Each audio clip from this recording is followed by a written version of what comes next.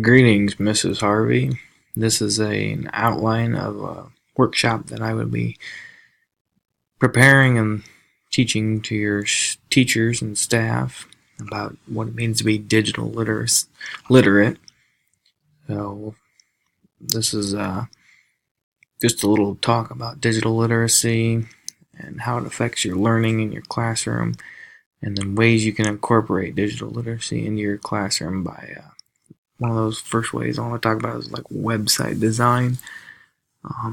Have each one of your students create websites acknowledging what they've learned and how they've learned it and where they can share this information with others, so that way others can learn from them.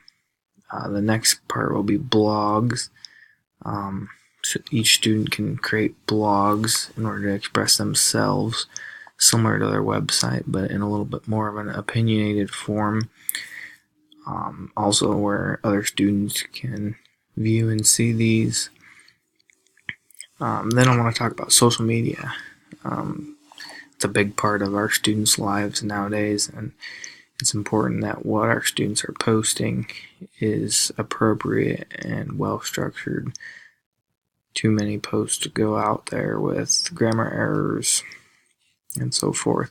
So this is something that we need to focus on. That way students understand the value and the importance of it as far as potential job and career offers in the future can be ruined because of social media.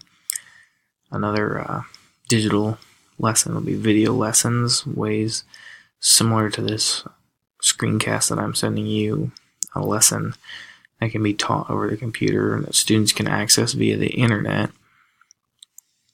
And then just kind of going on from the video lessons is an e-learning day, which is something that we do that I'm familiar with as far as making up snow days and cancellations where students complete all their homework assignments throughout the day online.